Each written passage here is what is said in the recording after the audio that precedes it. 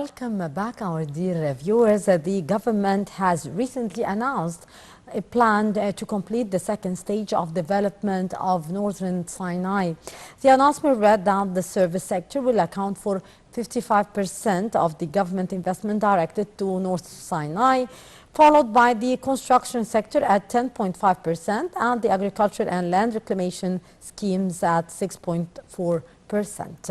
To shed more light on that issue, we are very much delighted to be joined over the phone by Dr. Eman Bastawisi, Professor of Anthropology at the Faculty of African Postgraduate Studies, Cairo University, and former Professor of Anthropology at the AUC. Good morning, Doctor. Good morning, ma'am. Good morning. Doctor, what are the changes that have occurred in the Sinai communities, and that in accordance with the developments being implemented by the state? Let me first thank you for inviting me. Thank you so much for being our guest for today. And thank you so much for inviting me to participate in celebrating the Sinai Liberation Day anniversary with you. Thank you so much. I mean, you're raising a very important issue. It's not just a question, it's a topic, it's an issue. And I'm willing to say some comments about this, about development, because this is one of my concerns, actually. Yes. And particularly in Sinai, you see. So my comment is going to be general comments, because when we talk about Sinai, actually, it's true that it is a peninsula. So of different landscapes and different geographical features, which has to be taken into consideration when talking about development. Yeah. So we all know that Sinai is inhabited by Bedouin. I mean, these are the main or the real inhabitants of Sinai, but it's part of Egypt.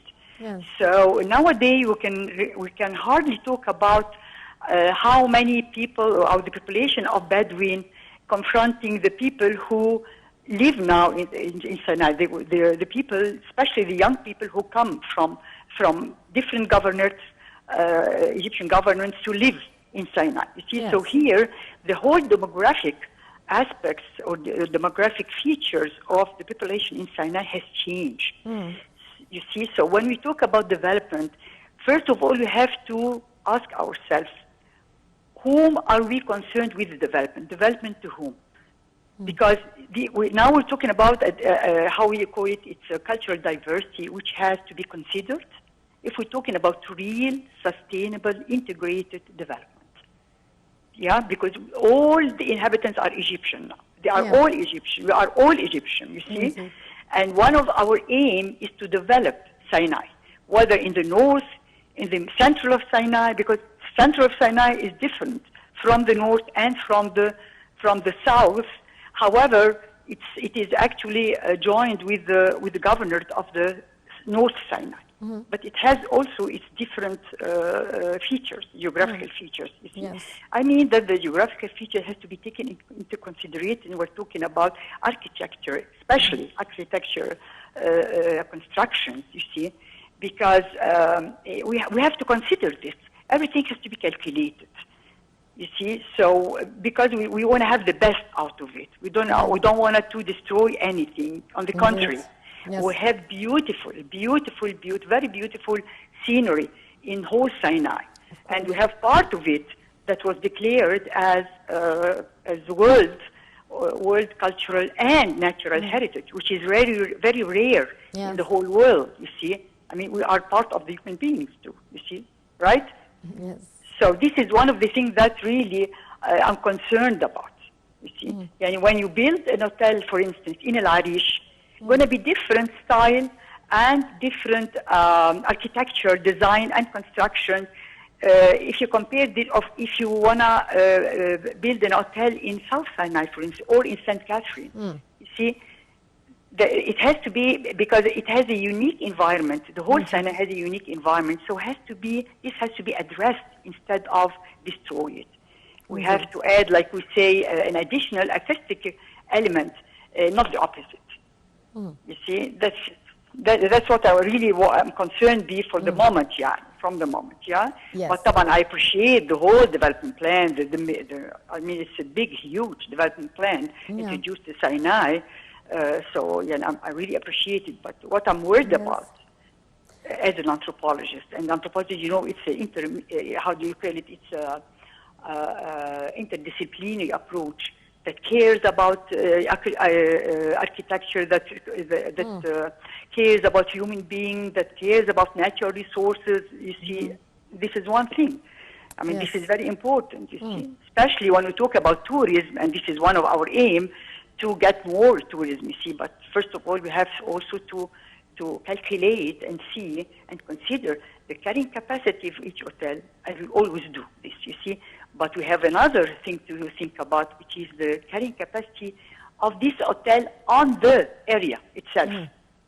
We don't want to damage the natural resources, because the thing is that when you lose something, you're not going to gain it again. That's the point, you see. Yeah? Yes, indeed.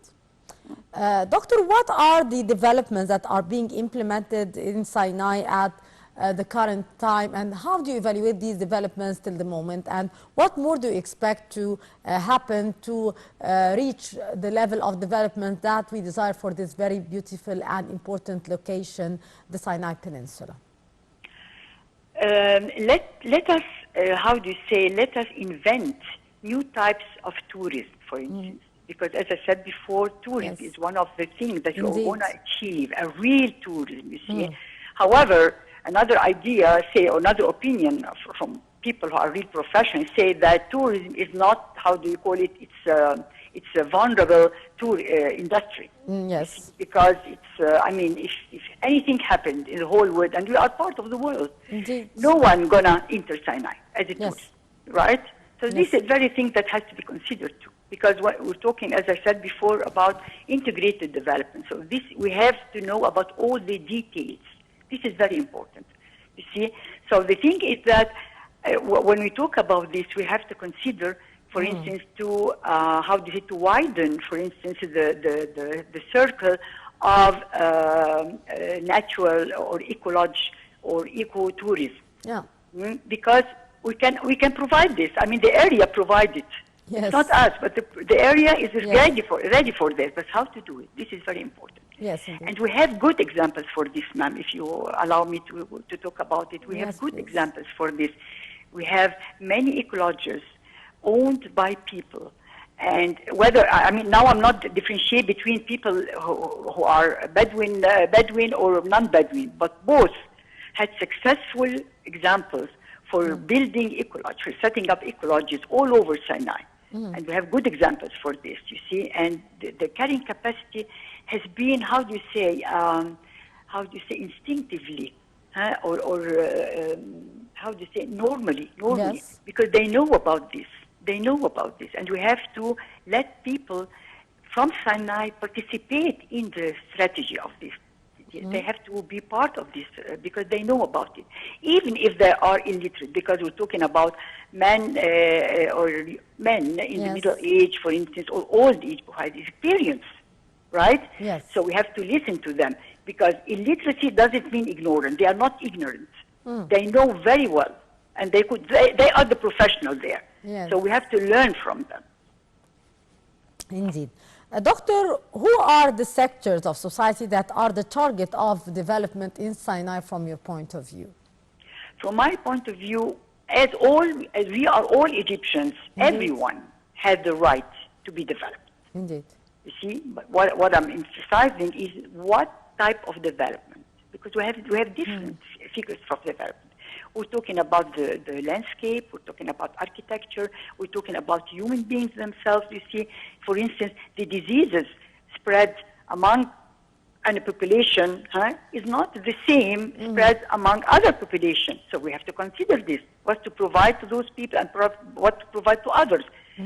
Taking into consideration the seasonal diseases, for instance. In winter, what do they suffer from? In summer, what do they suffer from? Where do they live? Where do they live? To understand if they have enough water, if they don't have, because this is correlated to the health diseases and so on. So this has to be considered. What type of development could we introduce to men?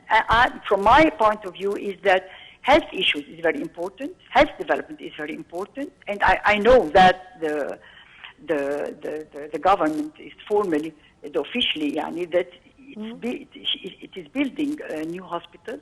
Yes. for all people, and different diseases are now concerned and treated, very well treated in Sinai itself. They don't have to move to Cairo or to Suez Yes. or to Al Arish even. No, I mean they have to. They can stay where they are and they get the best treatment there, which is Yes, very indeed. important. Yeah? The other thing is, for instance, education. Yes. Schools for boys and girls, because this is very different. You see, the idea of getting boys and girls in the same school, it is now accepted, smoothly accepted, which is fine. You see, by the time they're going to accept it more.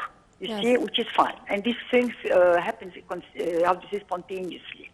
You see, because now even if we have a diversity of culture, but still people live together and they learn from each other. Yes. So we're going to have the change. They're going to go or get through the process very smoothly, which is fine. And this is the best development, actually. Yes, you see, when indeed. it comes from people, from inside. Yeah. Doctor, also some areas in Sinai, like the San Catherine region, has been declared as a World Heritage and Cultural Site for the first time. Can you elaborate on the importance of that? Yeah, okay. Now you're tackling a very important issue, because Yes. I'm really very proud and honored to participate as a member of the team that was headed by Professor Samir Ghabour. May God bless his soul. We consisted a team from different disciplines, you see, and it was an interdisciplinary, as an interdisciplinary approach. I was joining this team because I had, how do you say, formal experience from Sinai. I lived there a lot, you see, and I carried out many researches there. So I'm aware of the areas. So and we had this team, and we carried out the field study. It was a hard work, but at the end, we succeeded in proposing or submitting a very, how do you say, a very well done proposal to the UNESCO, not to announce the St. Catherine area and in a natural World Heritage only, but also a natural and a cultural World Heritage Yes. program, you see, which is rare in the whole world, either natural or culture. But having both, this is because the area is unique. Yes, indeed. See, the area, yeah, of course. Yeah. But we have to keep it this way. The thing is that whenever anything happens to this rank to which you are now settled in as Egypt, you see, you're going to lose it. And once you lose it, you see, you are threatened. I mean, your rank is not steady. It's not for the whole life. No, it is only as long as you're caring for this and getting the criteria to keep this in this rank, you're going to be in this rank. Indeed. If not, you're going to lose it. Indeed. Dr. Eman Bastawisi, Professor of Anthropology at the Faculty of African Postgraduate Study, Cairo University, and former Professor of Anthropology at the AUC. Thank you so much for being our dear guest for today, Doctor. Our dear viewers, with that, we come to the end of this edition of The Breakfast Show. Till tomorrow is another good. Goodbye and have a lovely day.